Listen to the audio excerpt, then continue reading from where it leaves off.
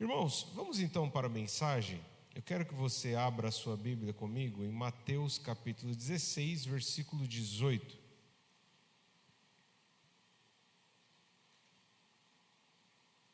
Evangelho de Mateus capítulo 16, versículo 18.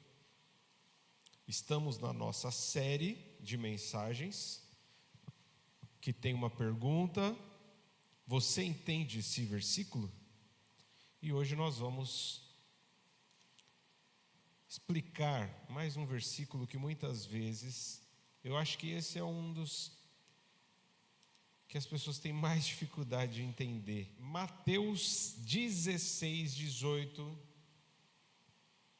Eu lhes digo que você é Pedro, e sobre esta pedra edificarei a minha igreja, e as portas do Hades não poderão vencê-la.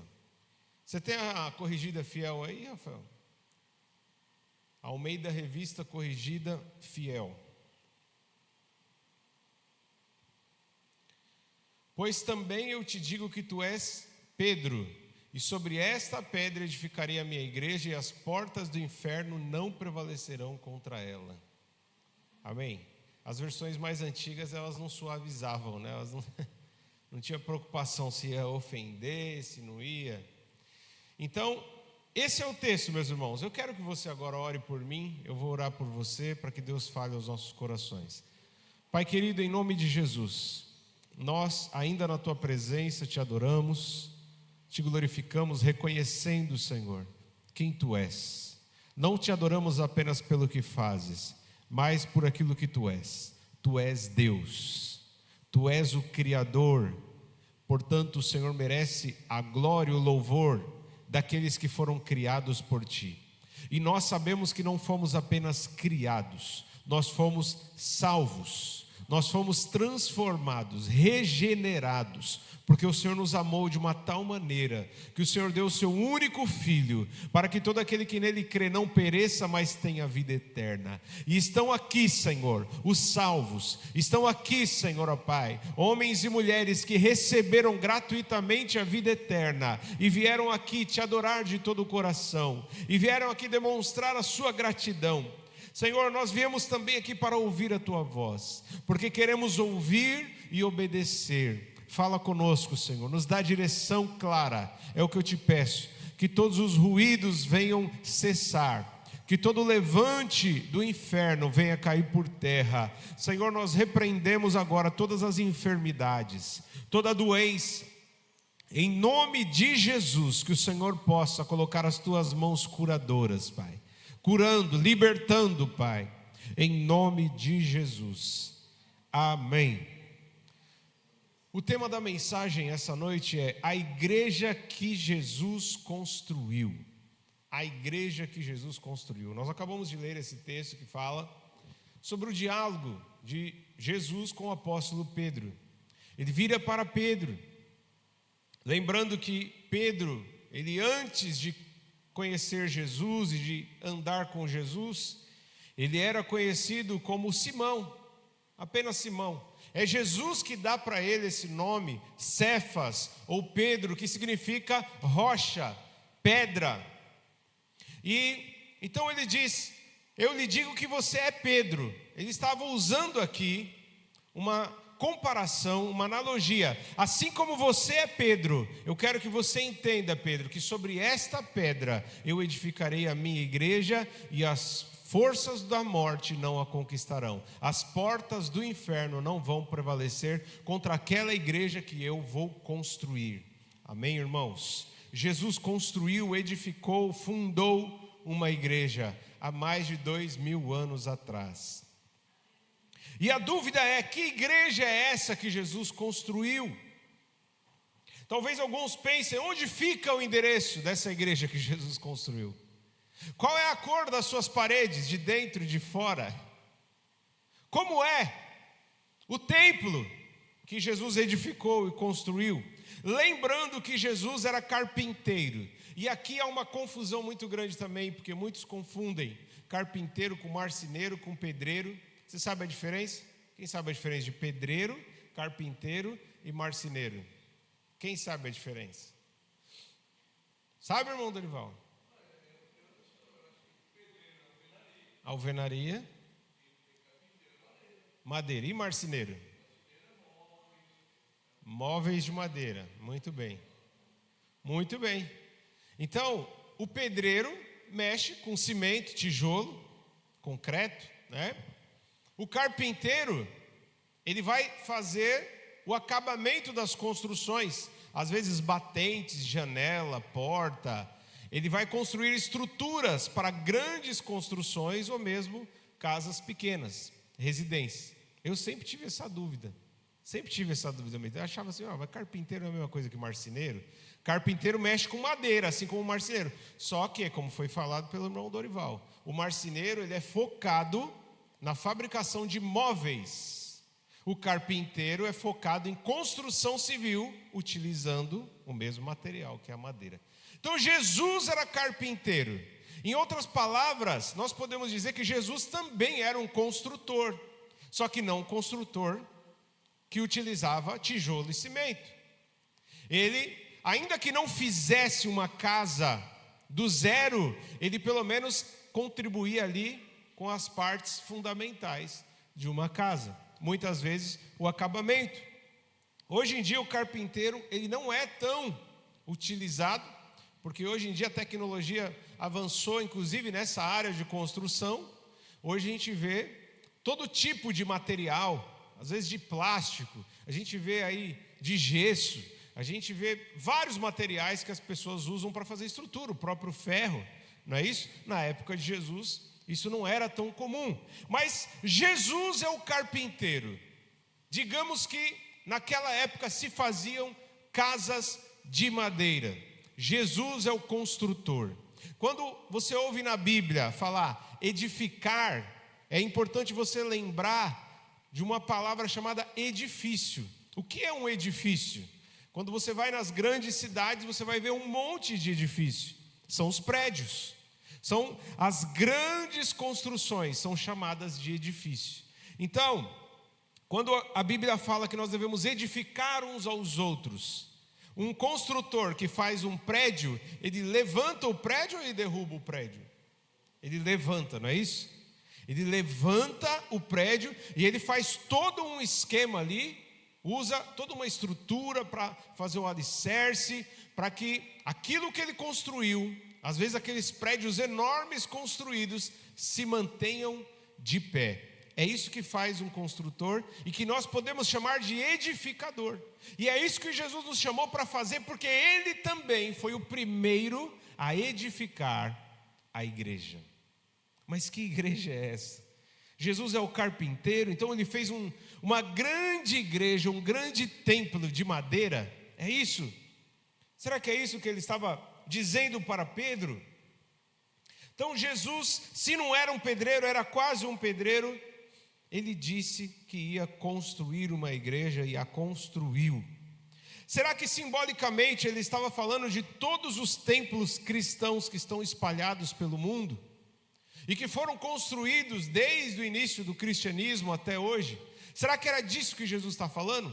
Eu vou edificar minha igreja, que vai estar dividida em vários prédios, vários salões, alguns menores, outros maiores. E as portas do inferno não vão conseguir derrubar nenhum salão, nenhum prédio. Seja feito de tijolo, seja feito de madeira. O diabo não vai conseguir destruir nenhum salão, nenhum templo religioso. Era disso que Jesus estava falando, meus irmãos?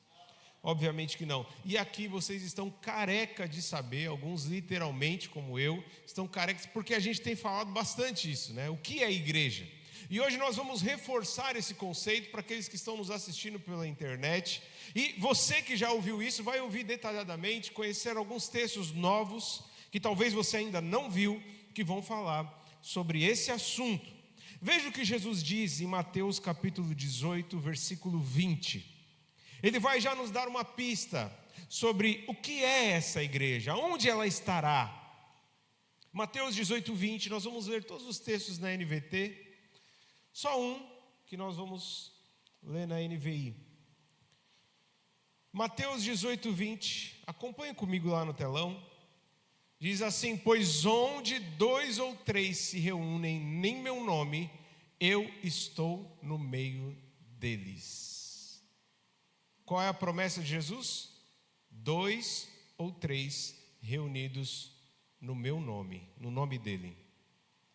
Então, ele está falando aqui de algum local, de algum endereço dessa igreja que ele construiu? Está falando? Ele está falando de um tipo de formato, um tipo de cor de parede, um tipo de cadeira, um tipo de aparelhos, equipamentos. Ele está falando disso? Não. Ele está falando de placa de igreja, de denominações. Não, ele está falando, aonde estiver 2 pessoas ou mais reunidas no meu nome, eu estarei lá no meio, eu estarei presente. Essa é a igreja que Jesus fundou. Pode ter a partir de 2 pessoas, porque se tiver uma só não é igreja.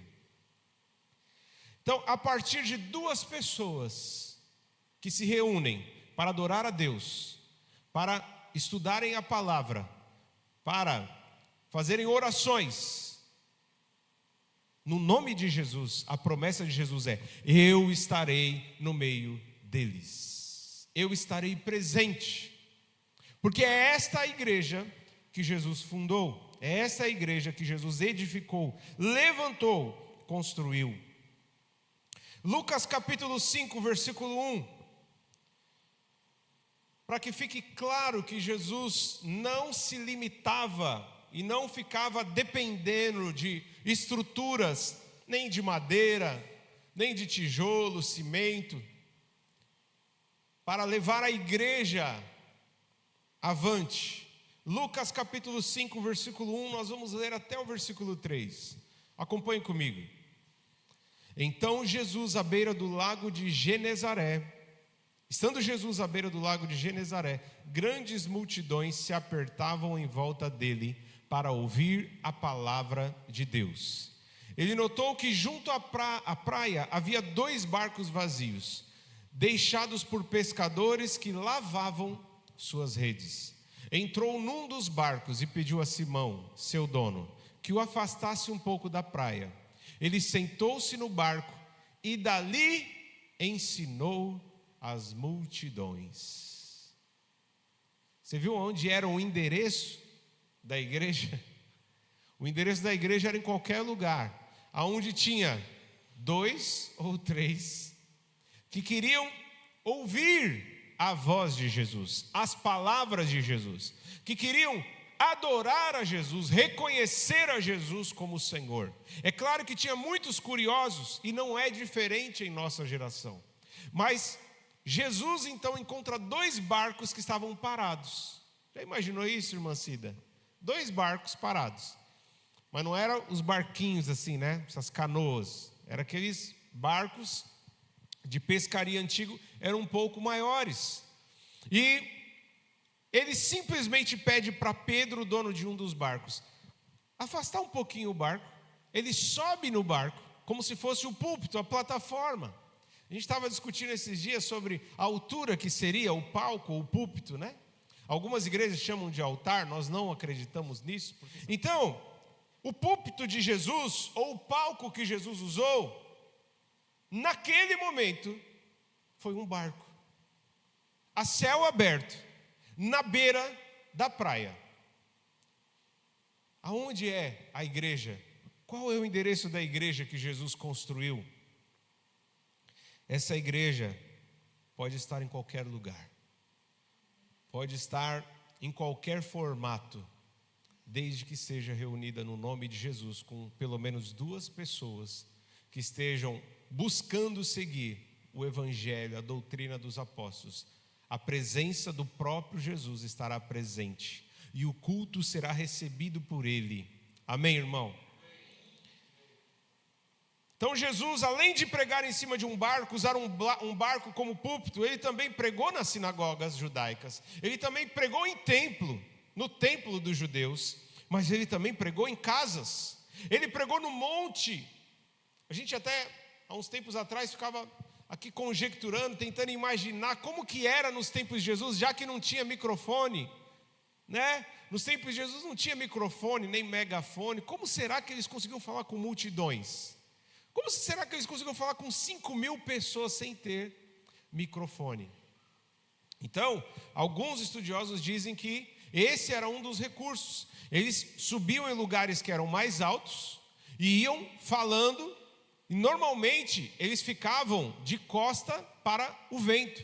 E aonde o vento ia, levava aquela voz.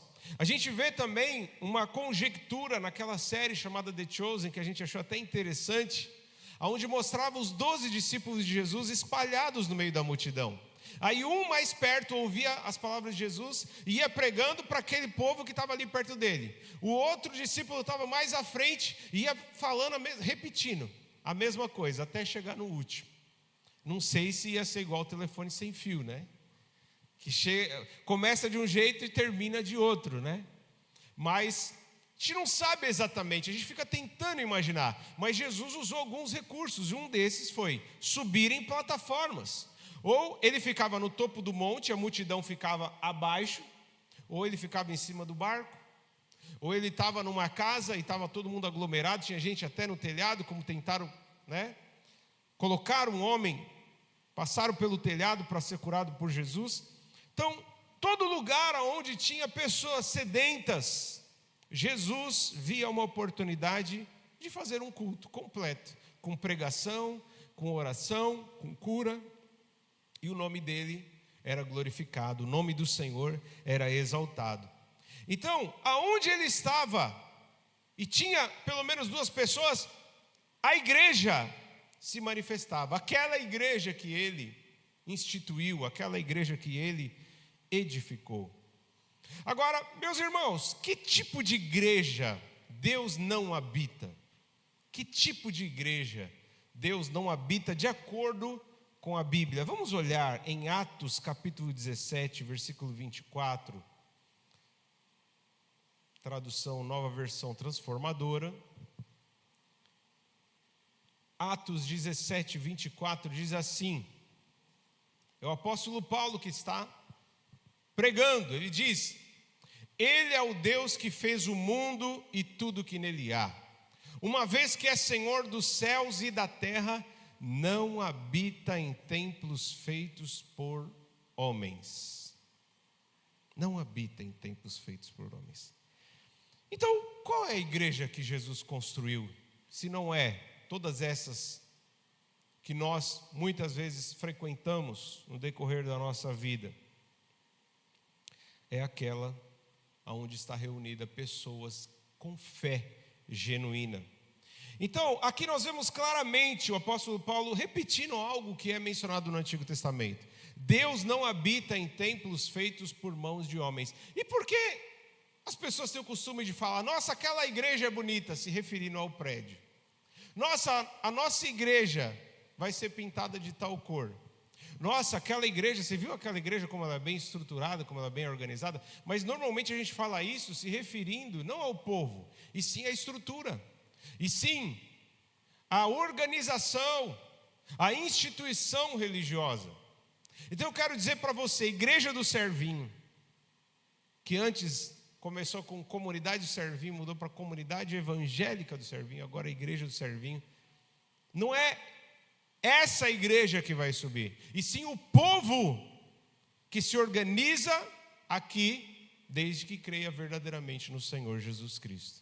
Mas não é só o povo daqui, é o povo que está espalhado pelo Brasil e o mundo afora, de outras denominações, ou pessoas que às vezes nem têm denominações, mas que fazem a vontade de Deus, que congregam com irmãos, sem placa, sem CNPJ, em casas muitas vezes, como era a realidade da igreja primitiva em Atos. Em todas as cartas paulinas nós vemos isso, as cartas do apóstolo Paulo, nós vemos ele mencionar sobre as igrejas que ele pastoreava por cartas, que a maioria delas, aliás, praticamente todas elas, se reuniam em casas. Meus irmãos, então Deus não habita nesse tipo de igreja. Tem gente que pensa assim, igreja é um prédio sagrado, é um salão que é consagrado, ali demônio não entra, ali o inferno não entra dentro do salão, fora do salão entra, aqui não, aqui a gente está protegido, pode jogar uma bomba nuclear que a gente vai estar protegido nesse salão. Não é verdade. Tem gente que acha que aqui o poder de Deus, a presença de Deus, ela é mais forte por causa do salão em si, por causa da parede que é chamada muitas vezes de igreja. Não é, meus irmãos. Essa parede não é santa, essa parede não é sagrada. Esse piso, esse local que nós estamos aqui, pode ser separado para a nossa reunião, para a reunião da verdadeira igreja que somos nós. Mas isso aqui não é a igreja. O novo salão que nós vamos também não é a igreja. Só que culturalmente, nós acabamos mencionando os templos religiosos como igreja, porque é uma herança que nós herdamos dos católicos, né? Que fizeram aquelas grandes catedrais, colocam-se em formato de castelo às vezes, e no alto colocam uma cruz e falam, ali é uma igreja. Então, igreja virou hoje um sinônimo de um prédio. Ou seja, a igreja, quando ele fala, eles estão falando do prédio, é a casa de Deus. Agora, é o que nós lemos aqui. Qual é a verdadeira casa de Deus? E nós vamos ler mais textos que vão falar sobre isso. A casa de Deus são templos feitos por mãos humanas? Ou são os templos do Espírito, que são formados por pedras vivas edificadas por Jesus? Será que são as paredes de tijolo, cimento, madeira, mármore, granito, vidro? Ou será que são as pessoas reunidas no nome do Senhor, que creem verdadeiramente que Ele é o Senhor, o Salvador? Então, nós acabamos herdando, é uma herança, porque os protestantes somos nós, aqueles que estavam na igreja católica, mas protestaram devido aos desvios doutrinários. Muitas vezes abandonaram algumas práticas, alguns costumes, mas continuam levando outras práticas e outros costumes para dentro das igrejas evangélicas. É por isso que a gente vê pessoas que não adoram imagens, não se prostram, não rezam para imagens, mas muitas vezes transformam alguns líderes religiosos, alguns pastores, que hoje nem querem mais ser chamados de pastores, porque é muito pouco para eles. Eles passaram a ser bispos, apóstolos, outros pai de apóstolos. Então, alguns idolatram essas pessoas, ou consideram esses homens como se fosse o Papa, como se tivesse autoridade maior do que a própria Escritura Sagrada. E muitos acabam idolatrando artistas gospel, depositando a sua esperança, a sua alegria, a sua confiança em pessoas que não podem salvar. Então, essa herança, esse costume, essa tradição de considerar um prédio em uma igreja, é uma herança que nós herdamos dos católicos. Mas é na Bíblia que nós nos libertamos disso. É estudando as Escrituras, estudando a palavra, que nós entendemos que aqui pode ser chamado uma casa de oração. Aqui pode ser chamado o lugar onde a igreja se reúne e se ajunta. Mas isso aqui não é a igreja. Quando nós vamos embora, isso aqui é apenas um salão vazio. Deus não fica preso aqui neste lugar. Os anjos não moram aqui dentro. Amém? Aliás, a Bíblia fala que o anjo do Senhor acampam ao redor daqueles que o temem. Não está falando dos prédios, dos templos, das igrejas feitas de tijolos. Não, está falando o anjo do Senhor acampa ao redor das pessoas que temem ao Senhor. Aleluia, louvado seja o nome do Senhor. E a presença de Deus habita onde? É em cada um de nós. Atos capítulo 7, versículo 46. Atos 7, 46. Nós lemos aqui o relato de Paulo em Atos 17, agora nós vamos ler o relato do diácono Estevão. Em Atos 7, 46, nós vamos ler até os 50. Preste bastante atenção. Estevão está fazendo uma pregação longa, uma pregação confrontadora, de exortação para os seus irmãos israelitas, os judeus. Olha o que ele diz num trecho da sua pregação. Davi encontrou favor diante de Deus e pediu para construir um templo permanente para o Deus de Jacó. Mas foi Salomão quem o construiu, quem terminou. O Altíssimo, porém, não habita em templos feitos por mãos humanas, como diz o profeta. O céu é o meu trono e a terra é o suporte dos meus pés. Acaso construiriam para mim um templo assim tão bom, diz o Senhor? Que lugar de descanso poderiam fazer? Acaso não foram minhas mãos que criaram o céu e a terra? Então, meus irmãos, Deus que criou o planeta e o universo como um todo. O Sol está perto do nosso planeta, meus irmãos? O Sol está perto? A Lua está perto? É como ir daqui para São Paulo, que a gente vai para a Lua, para o Sol. Está longe, né? E dizem que é uma coisa, o Sol é algo gigantesco. Dizem que as próprias estrelas que nós vemos pequenininha, elas são maiores do que o Sol. Só que elas estão muito mais distantes que o Sol. Então o universo é gigantesco. E a Bíblia fala que Deus conhece cada estrela por seu nome. Ele criou o Sol, a Lua e as estrelas.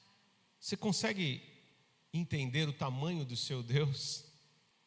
Como é que a gente pode construir uma casinha? É a mesma coisa de eu ter um cavalo e querer colocar numa casinha de um cachorro pincher. É só um exemplo. É a mesma coisa de eu querer colocar um elefante numa gaiola de um passarinho. Cabe? Não cabe. É muito grande. A gaiola é muito pequena. Assim é o planeta. Para nós, o planeta Terra é muito grande. Mas para Deus, a terra é só o estrado. Só cabe os pés do Senhor. Apesar dele morar num alto e sublime trono, diz o profeta Isaías, ele decidiu não morar em templos feitos por mãos humanas, mas morar dentro de cada um de nós. Então, Deus não habita em templos. O apóstolo Paulo fala, o diácono Estevão vai falar isso também. E com isso nós concluímos que a igreja, então, de fato não é um prédio sagrado. A igreja é um ajuntamento, é uma assembleia, é uma congregação. Porque quando você ouve essas palavras, igreja. Igreja vem do grego eklésia, que significa aqueles que foram chamados para fora. Aqueles que foram chamados com uma missão de ir ao mundo, de ir para fora do arraial e trazer os demais para dentro. Igreja é isso. Só que igreja também é assembleia, é congregação, é reunião, é ajuntamento. Todas essas coisas é a mesma coisa. Só que qual é a diferença? Você está falando que toda reunião é uma igreja? Não.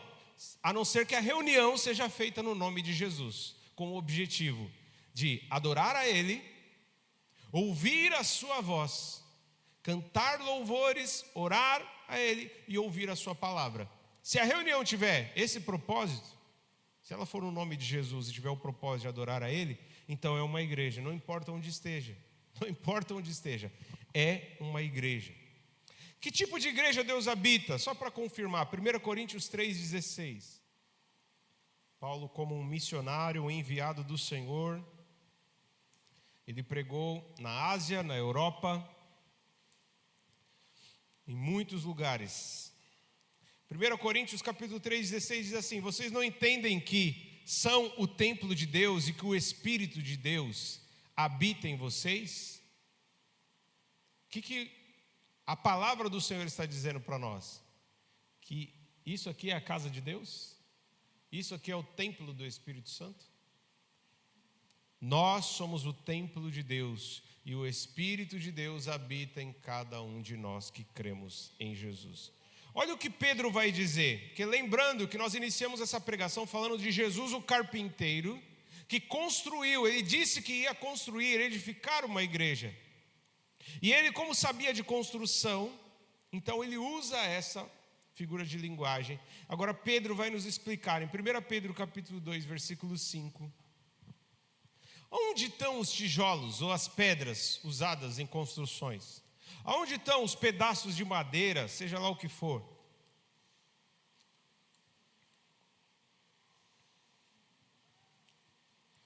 1 Pedro capítulo 2, versículo 5 diz assim: vocês também, vocês são pedras vivas, com as quais um templo espiritual é edificado.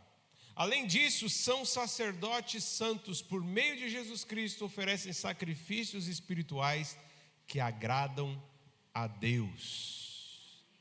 Aonde estão os tijolos? Aonde estão as pedras vivas? Aonde estão? Estão aqui, neste lugar? Estão aqui? Onde estão as pedras vivas, meu irmão? Está vivo ou está morto essa pedra? Ô meu irmão, desperta tu que dormes e Cristo te esclarecerá. Você é uma pedra viva que o próprio Jesus usou para construir, edificar a sua igreja. Ele disse: as portas do inferno não vão prevalecer contra essa igreja, que é formada por pessoas que são vivas. Aleluia. Então é por isso que o lugar não importava para a igreja primitiva, seja no templo ou seja em casa. Olha Atos 5:42, aonde a igreja primitiva, a primeira igreja, a igreja que estava ali no início, recebeu o Espírito Santo, os dons, os apóstolos cheios de alegria, a perseguição rolando solto. Atos 5:42 diz assim: e todos os dias, a pausa foi proposital, e todos os dias, no templo e de casa em casa, continuavam a ensinar e anunciar que Jesus é o Cristo. Na sua Bíblia, ou na Bíblia de muitos irmãos que não estão aqui, esse texto foi modificado. Na Bíblia de muita gente está: e aos domingos, no templo, continuavam a ensinar e anunciar que Jesus é o Cristo. É isso? Só pode ser. Porque, sabe isso que nós estamos vendo aqui, nessa noite? Você está vendo a multidão de gente que está sentada aqui? Não está? Tem uma multidão de anjos sentada aqui. Você não vê, mas eles estão aqui. Agora, por que as pessoas não estão aqui? Eu não quero generalizar e julgar e nada disso, condenar ninguém, porque eu tenho consciência que igreja não salva, amém? Quem salva é Jesus. E como nós falamos aqui, igreja não se reúne apenas neste lugar, não se resume a este lugar, a esse prédio. Mas por que será que nós que somos a igreja e nos reunimos também neste lugar, estamos com um número reduzido de quarta-feira e normalmente de domingo esse número é maior? Vamos pensar, raciocina um pouco comigo. Por que será que isso acontece? Aí muitos vão falar assim: não, é que os irmãos trabalham, quarta-feira é um dia mais cansativo, tem gente que, não dá. Agora, quando aparece alguma coisa do interesse das pessoas, com todas as ocupações que as pessoas têm, com todas as obrigações e afazeres que as pessoas têm, quando aparece alguma coisa do interesse, a pessoa para tudo e vai atrás daquilo que é do seu interesse. Porque talvez ainda exista dentro de nós a mentalidade que faz parte da cultura brasileira, a cultura que é predominantemente católica, que diz que a sua obrigação é ir na missa aos domingos. Você foi na missa aos domingos? Pronto. É como se você tivesse batido o cartão de pontos. Já era, cumpriu sua obrigação. Não precisa mais nada. Porque você foi na igreja, começa por aí. O conceito de igreja é o prédio sagrado. E o conceito de dia certo para se adorar é domingo. Você lembra do diálogo de Jesus com a mulher samaritana? Ela falou: Jesus, vocês judeus dizem que o templo é o lugar de adorar, nós adoramos nesse monte. Afinal de contas, qual é o lugar certo, qual é a forma certa de adorar? E Jesus falou: está chegando a hora e já chegou que os verdadeiros adoradores não adorarão nem no templo, nem nesse monte. Os verdadeiros adoradores adorarão ao Pai em espírito e em verdade. Então, não é mais no local certo, e sim no estado correto. A postura correta, não existe mais o lugar correto. Porque senão a gente teria que viajar longe, hein? Até chegar em Israel, Jerusalém. E aí você ia se deparar que o templo dos judeus não existe mais, agora é uma mesquita. A única coisa que sobrou foi o muro das lamentações.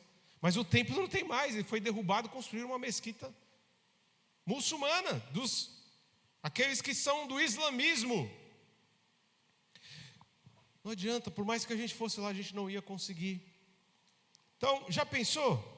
Ter um único lugar no planeta que a gente poderia adorar e cultuar como igreja?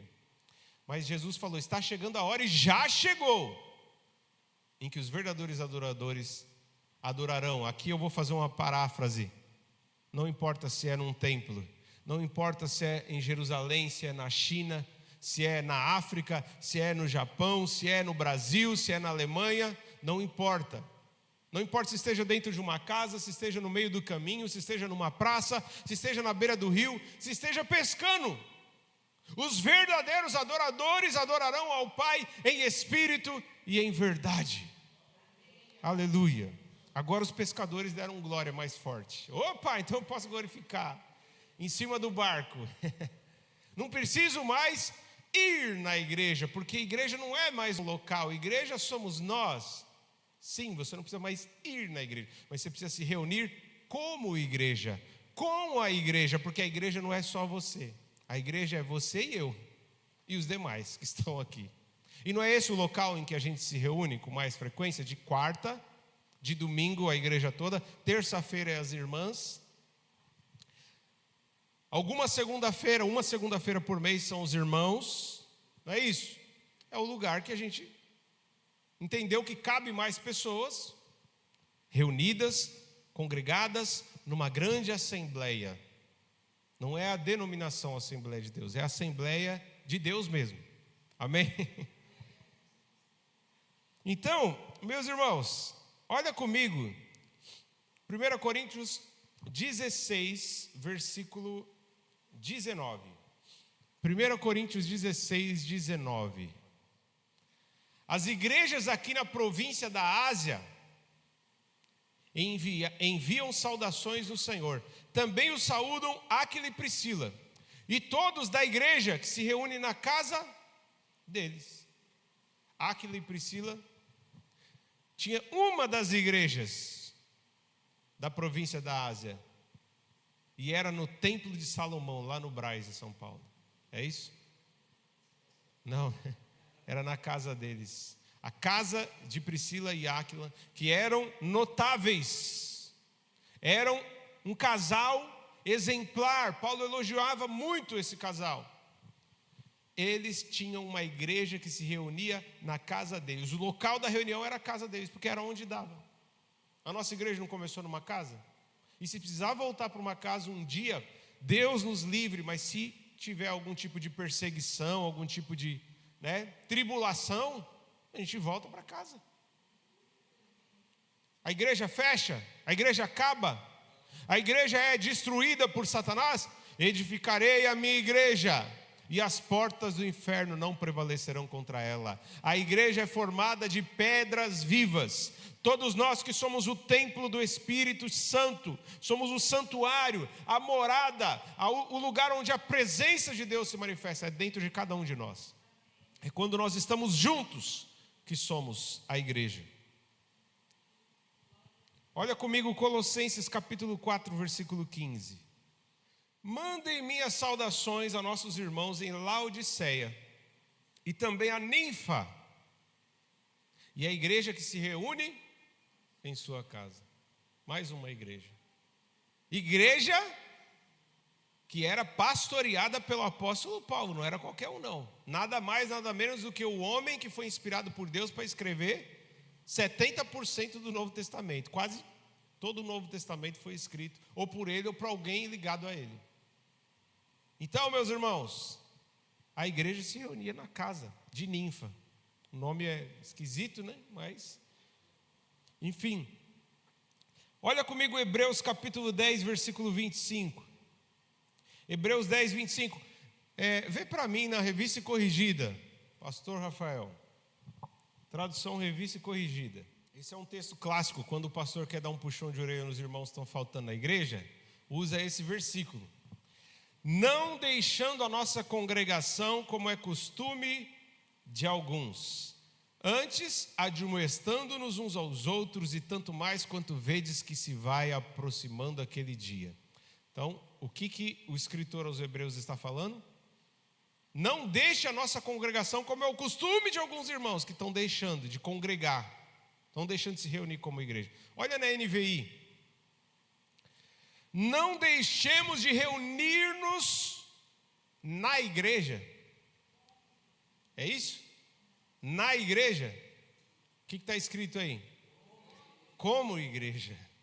Então não é um lugar, e sim uma forma de se reunir, como igreja, segundo o costume de alguns. Mas encorajemo-nos uns aos outros ainda mais quando vocês veem que se aproxima o dia. Eu tenho escutado muitas pessoas falando na internet e no dia a dia, muitas pessoas perguntando para vários pastores, e já me perguntaram algumas vezes também: gente, será que o mundo está acabando? Será que o anticristo já vai aparecer? Com tanta coisa acontecendo no mundo, é guerra, é peste. Ah, não, agora o apocalipse vai se cumprir. Eu acho que é na nossa geração. Tá, assim, cresceu de uma forma muito rápida o número de pessoas que acreditam em mensagens alarmistas sobre o fim dos tempos. E acreditam que não vai passar da geração deles até que Jesus volte. E Jesus pode voltar mesmo. Como eu sempre digo, para aquele que morreu, Jesus já voltou. Agora, dizer que ele vai voltar enquanto estivermos vivos aqui, a Bíblia diz que nem mesmo o filho sabe, só o pai. Se alguém disser assim, está ali, olha, vai ser tal dia, tal data, biblicamente falando, já considera essa pessoa um falso profeta. E apareceu uma mulher que falou no passado, uns anos atrás, falou que Jesus ia voltar num sábado de um mês. O sábado é o 7º dia, ia voltar no mês 7, era tudo 7, para dar mais ênfase assim, né, para dar um pouco mais de respeito na profecia, trazer um pouco mais de autoridade. Foi colocando esses números sagrados, os números de Deus, números da sorte. Jesus vai voltar, ele me revelou, ele me mostrou num sonho. Mas peraí, a Bíblia fala que nem Jesus sabia o dia, nem a hora. Será como um ladrão na noite. Por isso que nós temos que vigiar todos os dias como se fosse o último. Porque muitos serão pegos de surpresa, seja no dia da morte ou seja na volta de Jesus, literalmente. Então, aqui o texto está falando claro: não deixe de se reunir como igreja, não deixe de congregar, não deixe de se ajuntar com os irmãos que têm a mesma fé que você. Porque o dia do Senhor está próximo, está chegando o grande dia, em que nós vamos nos encontrar com Ele, teremos que prestar contas da nossa vida. Vamos ter que comparecer diante do juízo final. E nós precisamos estar preparados. E é na igreja, e quando eu falo na igreja, eu não estou falando do local, e sim do povo. Quando você se reúne com o povo, seja na casa da Sinira, amém? Seja no lar dos idosos, seja nesse salão, seja no outro salão, seja em outra igreja, em outra comunidade, em outro ajuntamento. É disso que nós estamos falando, meus irmãos. Quando você se reúne com a igreja, você está se preparando para a volta de Jesus. Você está se fortalecendo. Você está muitas vezes protegido, porque as portas do inferno não vão prevalecer contra a igreja. E a igreja que é reunida, não é a igreja salão, que às vezes tem gente que quer morar na igreja, né? Se você estiver sozinho dentro de um salão, achando que o salão é a igreja, está perdido. Você não está na igreja, eu sinto te dizer. Agora, se você está junto com seus irmãos, reunido no nome de Jesus, ali o Senhor estará presente, ali a igreja estará reunida, e o nome do Senhor será glorificado, e aí sim o diabo pode se levantar, mas as portas do inferno não vão prevalecer. Meu irmão, não deixe de congregar. Você que está me assistindo por um vídeo, não deixe de congregar. Lembre, a igreja de Atos, a igreja primitiva, e se reuniu todos os dias, diariamente, tanto no templo como de casa em casa. Para eles não tinha tempo ruim, não tinha dia certo, não tinha lugar certo. Eles queriam estar juntos. Quando estamos juntos, somos igreja. Eu te fortaleço com a minha fé, você me fortalece, me edifica com a sua fé. Claro que ambos dependendo da graça, do poder do Espírito Santo de Deus. Se coloque de pé em nome de Jesus. Para concluir, eu quero dizer mais uma vez, para que você volte com isso decorado, gravado dentro da sua mente. Igreja não é o lugar. Igreja não é uma construção de madeira nem tijolo. Igreja não é uma instituição com placa e CNPJ. E também não é uma pessoa sozinha. A igreja que Jesus construiu é todo o grupo de 2 ou mais pessoas que se reúne no nome dele, no nome de Jesus. Não importa onde estejam, seja uma casa, seja um templo, seja na praça, seja na beira da praia. Essa é a igreja que Jesus construiu e que as portas do inferno não vão prevalecer. Vamos orar. Pai, muito obrigado, Senhor, pela tua palavra. Nós entendemos que nós estamos na igreja não por causa do endereço, e sim por causa do ajuntamento, por causa do povo reunido. Se esse povo estiver reunido em outro lugar, nós estaremos na igreja da mesma forma. Então, Senhor, ó Pai, tira de nós, ó Pai, tira de nós esses conceitos, essas tradições, essa herança, Senhor, herdada, Senhor, que está presente na nossa cultura, onde as pessoas valorizam mais as coisas do que as pessoas, valorizam, Senhor, ó Pai, objetos, valorizam templos feitos de tijolo, feitos de pedra, aonde é usado o cimento, e esquecem de valorizar os verdadeiros templos do Espírito Santo, que são as pessoas. Esquecem que nós somos as pedras vivas usadas por Jesus para edificar, construir a igreja aonde Ele é o cabeça. Ó Senhor, em nome de Jesus, faz de nós, Senhor, faz de nós pedras que não são pedras, Senhor, ó Pai, de desonra. Faz de nós vasos que não são vasos inúteis, mas que são vasos de honra. Nós queremos de fato contribuir para que a tua igreja se consolide, para que a tua igreja, Senhor, avance, para que a tua igreja cumpra a missão de pregar o teu evangelho, Senhor. Em nome de Jesus, manifeste o teu poder nas nossas vidas. Enche cada um de nós com a tua unção. Derrama a tua glória mais e mais sobre nós, porque eu sei que o Senhor não habita mais em templos feitos por mãos humanas. O Senhor habita em cada pessoa aqui. Todos nós somos pecadores, sim. Todos nós somos falhos, sim. Mas somos lavados no sangue do Cordeiro. E é pela graça, é somente pela graça que nós somos salvos. É somente pela graça que nós prevalecemos. É somente pela graça que nós temos a oportunidade de nos reunir como igreja e de poder ser chamado povo de Deus, povo eleito exclusivo de Deus, nação santa, sacerdócio real. Nós sabemos que hoje nós não somos apenas criaturas, mas nós somos filhos de Deus, porque todos aqueles que receberam, deu-lhes o poder de serem feitos filhos de Deus, como diz o Evangelho de João capítulo 1. Ó Senhor, leva cada um dos meus irmãos, Senhor, com essa palavra, que eles voltem cheios de esperança, entendendo que quando eles estão reunidos num grupo de 2 pessoas ou mais, no nome do Senhor, o Senhor estará presente, a igreja estará presente. Ó Senhor, em nome de Jesus, leva cada um debaixo da tua proteção, debaixo da tua graça. E ao despedir nós dizemos que o grande amor de Deus, que a graça incomparável do nosso Senhor e Salvador Jesus Cristo, que a comunhão e a consolação do Espírito sejam com todos, desde agora e para sempre. Amém. Amém. Vá em paz, Deus abençoe, amo vocês em Cristo Jesus.